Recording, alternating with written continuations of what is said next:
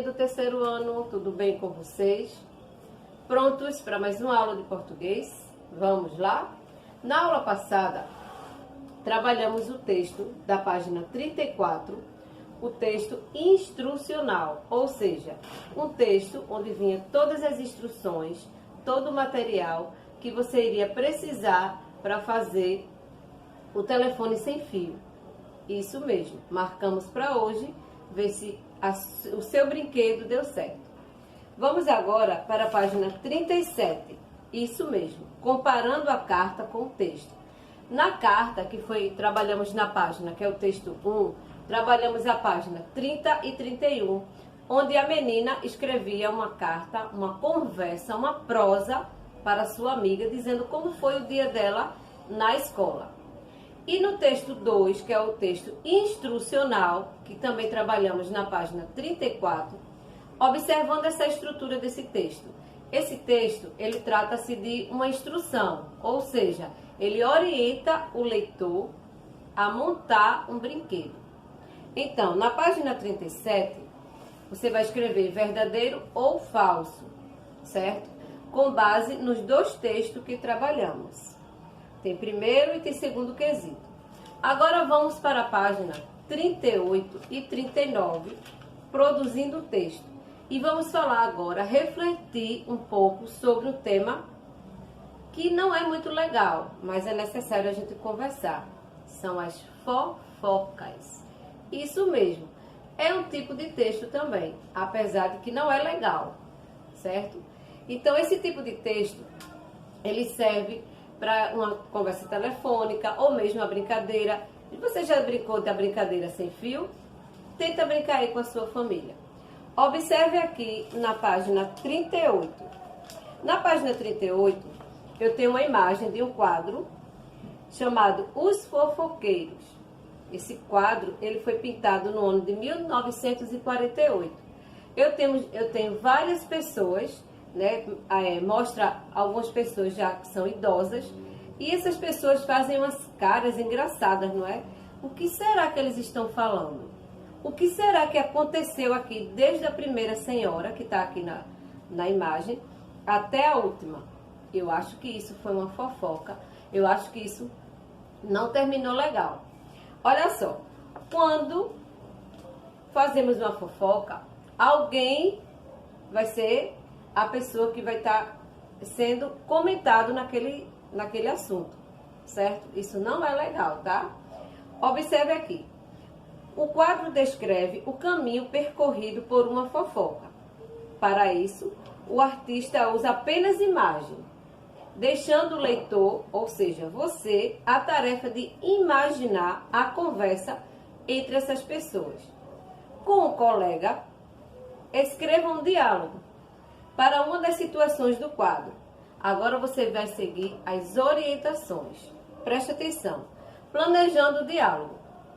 Escolha uma das cenas, pode ser do primeiro, do segundo, você pode até colocar assim, ó, número 1, 2, 3, 4, 5. Escolhe uma dessas daqui, ou o assunto todo, se você quiser.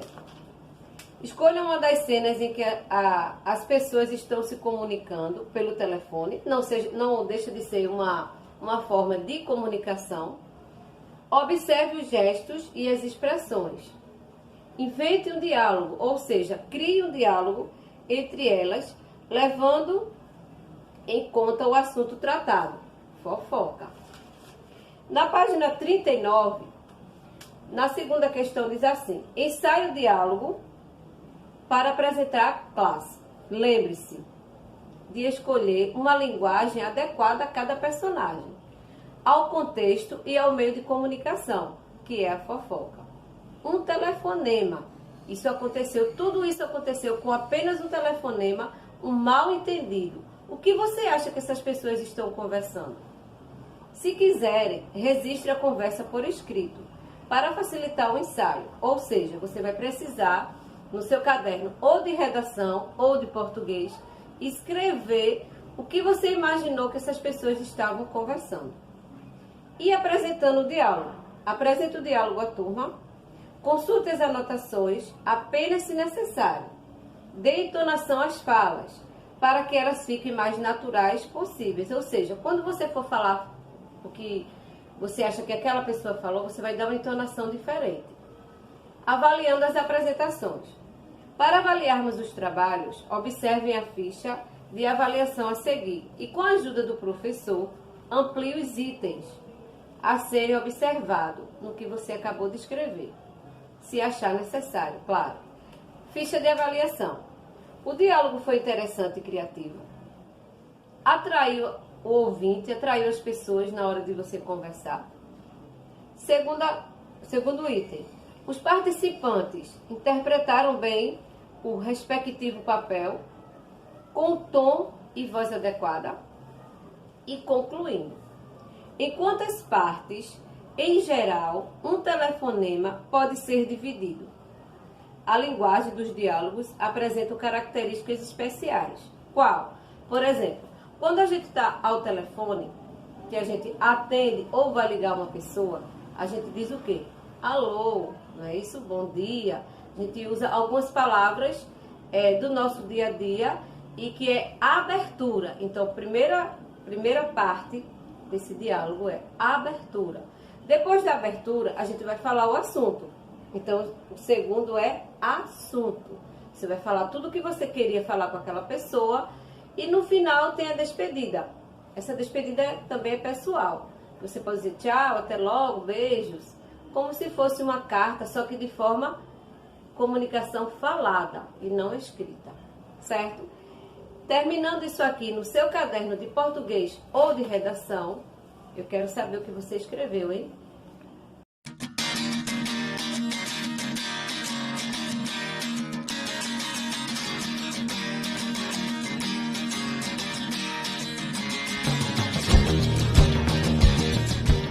Chegamos à hora da leitura.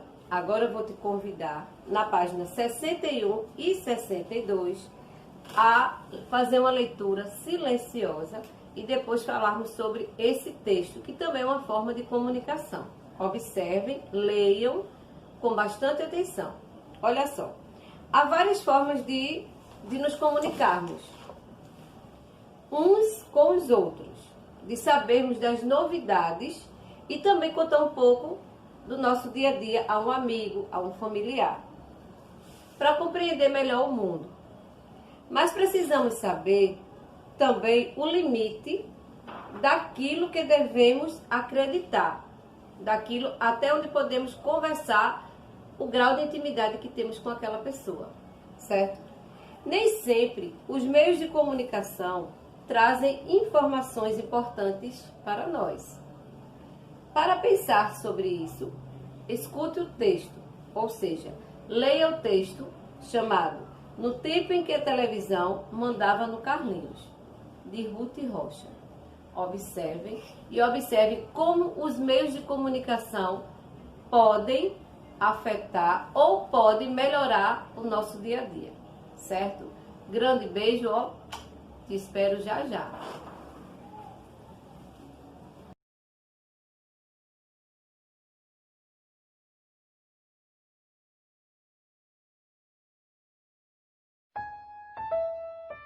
Um lenhador acordava às 6 horas da manhã, trabalhava o dia inteiro cortando lenha e só parava tarde da noite.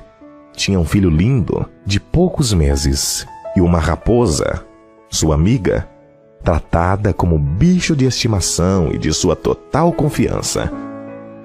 Todos os dias ia trabalhar e deixava a raposa cuidando de seu filho. Todas as noites, ao retornar do trabalho, a raposa ficava feliz com a sua chegada. Seus vizinhos, entretanto, alertavam-no de que a raposa era um bicho, um animal selvagem, e, portanto, não era confiável. Quando sentisse fome, certamente devoraria a criança. O lenhador respondia aos vizinhos que isso era uma grande bobagem. A raposa era sua amiga e jamais faria isso. Os vizinhos insistiam com ele. Abra os olhos. A raposa vai devorar o seu filho. Quando sentir fome, ela certamente o fará. Um dia, o lenhador, muito exausto do trabalho e já cansado desses comentários, Ao chegar em casa, viu a raposa sorrindo como sempre, mas com a boca ensanguentada. Suou frio e, sem pensar duas vezes, acertou o machado na cabeça do animal. Ao entrar no quarto desesperado, encontrou seu filho no berço, dormindo tranquilamente. Ao lado do berço, havia uma cobra morta. O lenhador enterrou o machado e a raposa juntos. Nunca faça nada sem pensar, sem ter a certeza do que realmente está acontecendo. Pense primeiro.